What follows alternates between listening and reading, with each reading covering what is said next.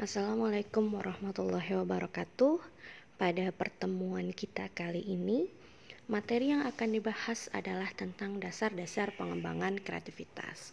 Sebelum kita menuju ke dasar-dasar pengembangan kreativitas, kita samakan dulu definisi tentang apa itu kreativitas.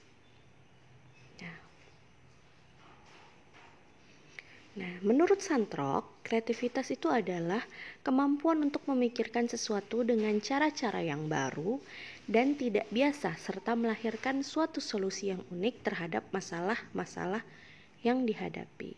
Kemudian Mayesti juga mengemukakan bahwa kreativitas adalah cara berpikir dan bertindak atau menciptakan sesuatu yang original dan bernilai guna bagi orang tersebut maupun orang lain.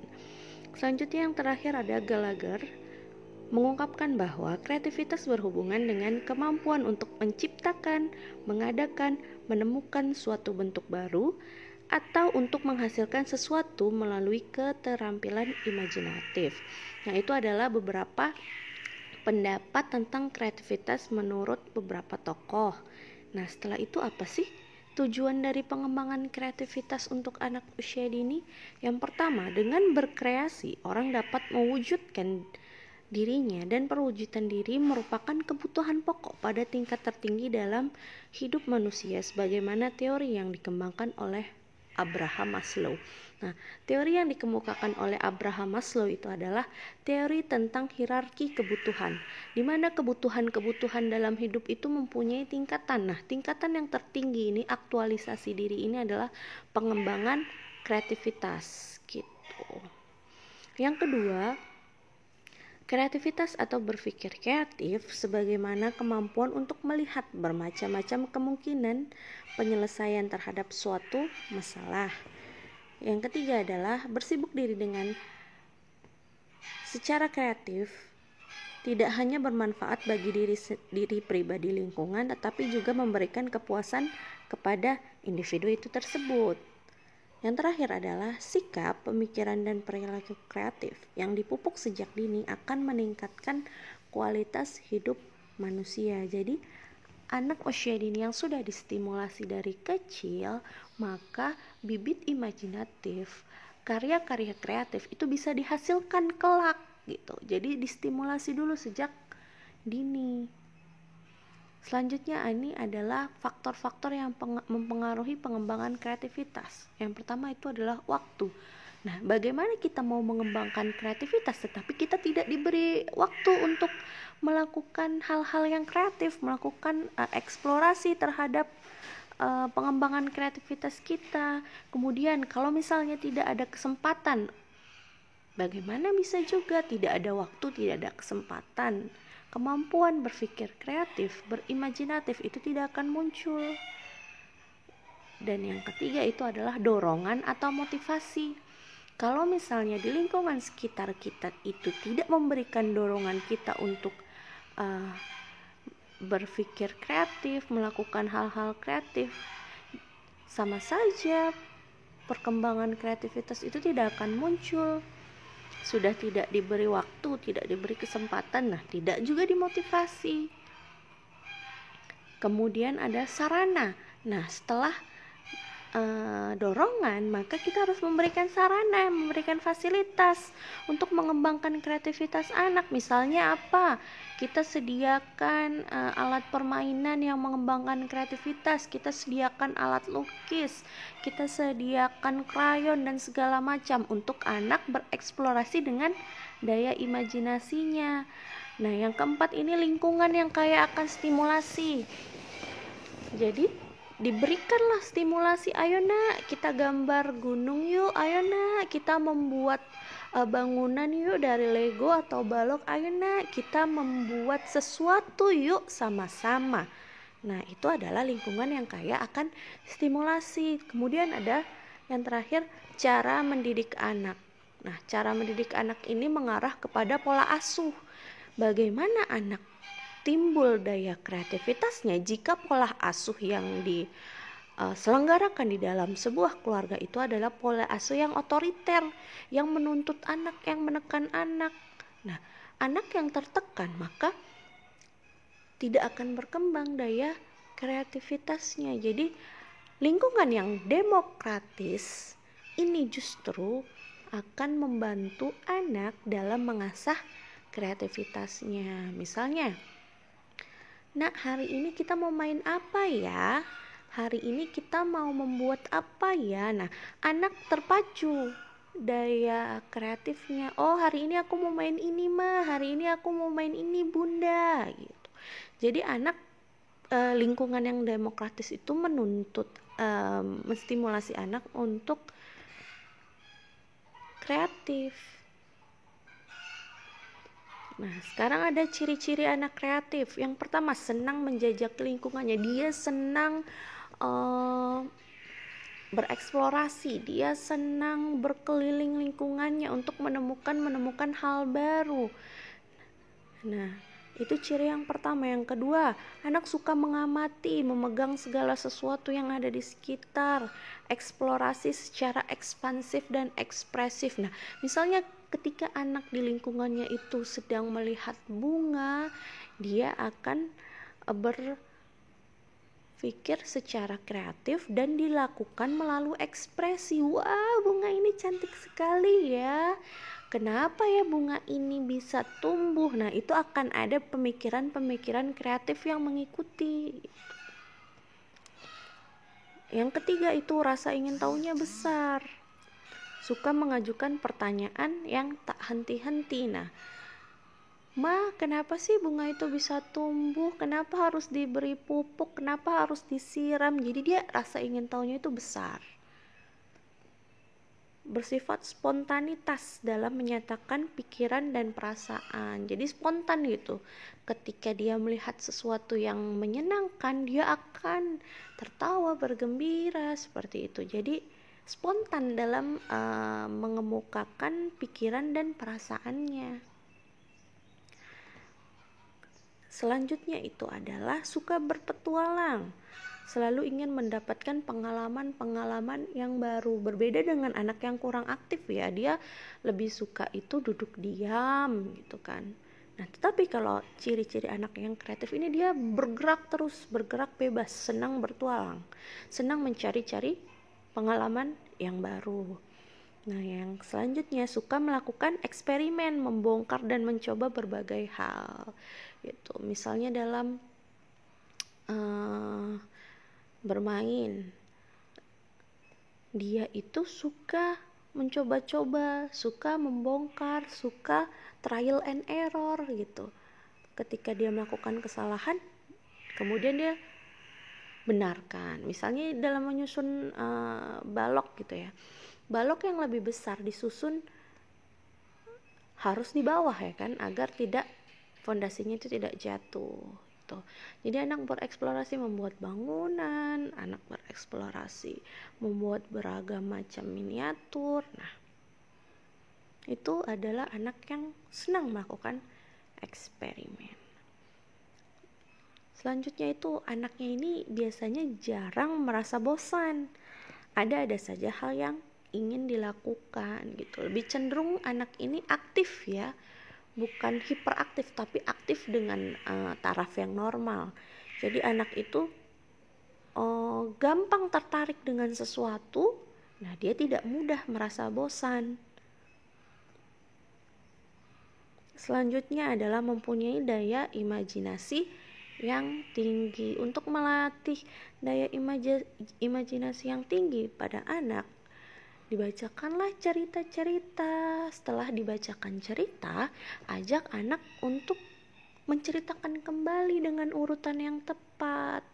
Nah, di sini kita bisa melihat bahwa setelah kita ceritakan, anak mampu menangkap informasi yang sudah kita kemukakan. Kemudian bantu anak untuk mengasah kemampuan berbahasanya. Selanjutnya adalah faktor pendukung dari pengembangan kreativitas. Yang pertama tadi, tersedianya sarana kebudayaan, misal ada peralatan, bahan, dan media. Nah, itu tentu ya yang tadi sudah Ibu jelaskan itu harus ada sarananya untuk memfasilitasi pengembangan kreativitas anak. Yang kedua, memberi kebebasan terhadap semua warga negara tanpa diskriminasi, terutama jenis kelamin. Misalnya gini ya, suka ada diskriminasi permainan untuk anak usia dini. Anak perempuan gak boleh main mobil-mobilan, anak laki-laki gak boleh bermain boneka. Padahal ketika anak itu bermain pada tahap yang wajar, itu tidak apa-apa gitu. Jadi sebisa mungkin kita harus memberikan kebebasan terhadap anak, tetapi kita harus memantau setiap hal-hal yang dilakukan oleh si anak. Selanjutnya yang ketiga itu menekankan pada becoming dan tidak hanya being. Ya, jadi berorientasinya itu tidak hanya masa sekarang, tapi berorientasi ke masa depan. Mau jadi apa anak, mau jadi apa nanti. Nah, itu adalah faktor yang mendukung. Yang terakhir adalah adanya toleransi terhadap pandangan yang berbeda. Jadi ketika anak berpikir sesuatu yang berbeda, kita tidak boleh langsung menyalahkan si anak. Oh itu salah, oh itu tidak benar. Misalnya kita dan anak dihadapkan dengan angka 6. Di hadapan si anak bahwa itu betul angka 6. Tetapi menurut kita itu angka 9. Nah, ini hanya berbeda perspektif, berbeda cara pandang. Padahal intinya itu sama. 6 itu dibalik bisa jadi 9 dibalik bisa jadi 6. Nah, kita harus bertoleransi dengan perbedaan-perbedaan itu. Jangan orang tua itu menuntut anak selalu benar dan merasa orang tua itu adalah benar gitu. Padahal kita banyak belajar pada anak usia dini. Nah, itu sebelumnya itu adalah faktor pendukung. Selanjutnya ini adalah faktor penghambat. Yang pertama itu adalah evaluasi. Orang tua selalu mengevaluasi semua kegiatan anak. Nah, kamu hari ini bermain ini ya, bermain lumpur ya. Besok tidak boleh ya bermain lumpur, itu kotor, itu banyak kuman. Nah, segala macam dievaluasi oleh orang tua. Nah, ini tentu akan menghambat kreativitas anak. Padahal dalam bermain lumpur itu dia sedang membuat sesuatu yang imajinatif. Misalnya dia membuat sebuah bangunan dari lumpur itu. Dia bereksplorasi dengan jari-jarinya untuk pengembangan motorik. Nah, kita sebagai guru, sebagai orang tua juga harus membatasi taraf evaluasi ini. Jangan selalu melulu dievaluasi anak bahwa ini benar, ini salah. Kita ajak anak untuk berpikir demokratis. Kenapa tidak boleh, itu harus disertakan dengan alasan yang tepat yang bisa diterima anak, seperti itu. Kemudian ada hadiah atau reward. Nah, ini juga bisa menghambat kreativitas. Jadi orientasi anak untuk melakukan sesuatu itu ada hadiahnya, ada rewardnya. Akhirnya anak, sudahlah kita buat seadanya. Walaupun kita buat hasil karya yang seadanya, kita tetap kok dapat hadiah, gak usahlah bagus-bagus. Nah, hadiah ini juga mampu menghambat pengembangan kreativitas si anak. Yang ketiga, persaingan antar anak. Misalnya gini, orang tua suka melakukan pembandingan dengan kakak dan adiknya. Kakak aja lebih bagus loh gambarnya, kok kamu gambarnya itu keluar garis ya. Nah, akhirnya si anak ketika sudah diberikan statement yang seperti itu, udahlah bun, aku gak mau gambar lagi lah. Nah, anak memiliki kekecewaan dalam mengembangkan kreativitasnya. Makanya persaingan ini harus diminimalisir pada anak usia dini. Nah, yang keempat ini, yang terakhir adalah lingkungan yang membatasi. Jadi semua apa-apa dibatasi, semua tidak boleh, semua jangan, semua no. Nah, ini juga bisa menghambat pengembangan kreativitas anak. Nah, selanjutnya bagaimana sih strategi pengembangan kreativitas pada anak usia dini? Yang pertama, pengembangan kreativitas melalui produk. Jadi kita membuat hasil karya. Kita sama-sama dengan anak atau anak secara mandiri membuat hasil karya. Yuk kita buat rumah-rumahan yuk hari ini yuk, dengan melipat, dengan origami. Besok kita mau buat apa ya? Oh, besok kita mau buat rumah, tapi buat rumahnya itu dengan menggunakan krayon yang berwarna-warni. Nah, itu pengembangan kreativitas melalui produk.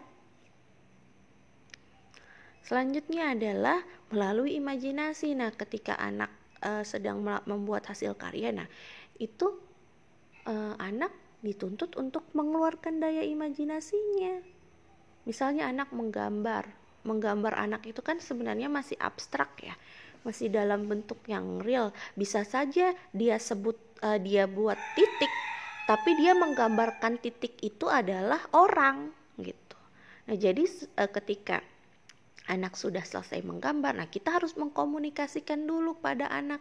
Kita harus anak itu diajak bercerita tentang apa gambar yang sudah dia buat. Anak jadi menceritakan gambar-gambar yang sudah dia buat. Oh, ini adalah rumah. Ini di samping rumah ini ada pohon. Nah, jadi pengembangan kreativitas itu harus dilatih gitu. Yang selanjutnya adalah melalui eksplorasi. Nah, anak nih eksplorasi bebas.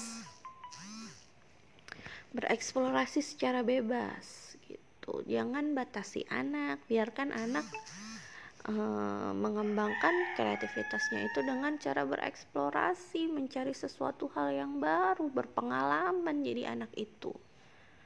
Selanjutnya melalui eksperimen. Contohnya seperti ini, kita mau eksperimen membuat mixing color, campuran warna. Jadi anak diajak untuk bereksperimen, oh ketika warna hitam dan putih digabung itu akan menjadi warna apa ya? Ketika warna kuning dan biru digabung akan menjadi warna apa ya? Jadi nanti anak belajar tentang warna primer, sekunder, dan warna tersier. Gitu. Banyaklah eksperimen-eksperimen yang bisa dilakukan untuk mengembangkan kreativitas anak. Nah, selanjutnya dalam proyek. Jadi kita membuat proyek. Nah, proyek ini adalah suatu kegiatan yang dilakukan itu untuk memperoleh topik secara mendetail. Misalnya topik atau tema yang mau kita kembangkan itu adalah tema Gunung Merapi. Oke, kita buatlah yuk miniatur Gunung Merapi. Kita sama-sama buat misalnya dari clay, dari tanah liat. Nah, kita buat tuh miniaturnya. Ini proyek ini bisa dalam hitungan hari, bisa hitungan minggu, bisa hitungan bulan. Nah, proyek dalam hitungan bulan itu tentu proyek yang agak besar. Misalnya kita mau membangun miniatur kota. Nah, seperti itu melalui pengembangan proyek. Yang terakhir, melalui pengembangan kreativitas bermusik.